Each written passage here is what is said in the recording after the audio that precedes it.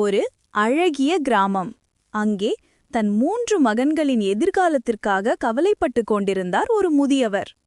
சோமு பலசாலி, கோபு படித்தவன். ஆனால் 3வது மகன் ராஜுவுக்கு மட்டும் உலக ஞானம் அதிகம். முதியவர் மகன்களின் அறிவை சோதிக்க ஒரு திட்டம் தீட்டினார். மகன்களே, நான் ஒரு வேலையை தருகிறேன். நமது பழைய காலியான வீட்டை எடுத்துச் செல்ல முடியாத ஒரு பொருளால் முழுவதுமாக நிரப்பி வர வேண்டும். யார் வெற்றி பெறுகிறாரோ அவரே என் சொத்துக்கு உரியவர். சோமு காட்டுக்கு போனான். பலத்தினால் பெரிய மரக்கட்டைகளை கொண்டு வந்தான். ஆனால் வீட்டின் பாதிதான் நிரம்பியது. கோபு நகருக்கு போனான். தன் படிப்பறிவால் விலைமலிவான குப்பைகளையும் காகிதங்களையும் கொண்டு வந்தான். ஆனால் வீட்டின் மூலைகளில் வெற்றிடம் அப்படியே இருந்தது. ஆனால் ராஜுவோ, அவன் நேராக சந்தைக்கு போனான்.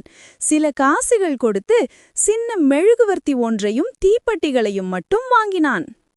ராஜு காலியான வீட்டின் நடுவே வந்து நின்றான். கதவை பூட்டினான். மெழுகுவர்த்தியை ஏற்றி வைத்தான். அவ்வளவுதான். அந்த காலியான வீடு முழுவதும் வேறு எந்த பொருளும் இல்லாமல் அந்த சின்னஞ்சிறு மெழுகுவர்த்தியின் ஒளியால் நிரம்பி வழிந்தது. வீட்டின் ஒவ்வொரு மூலையும் ஒளியால் நிறைந்தது.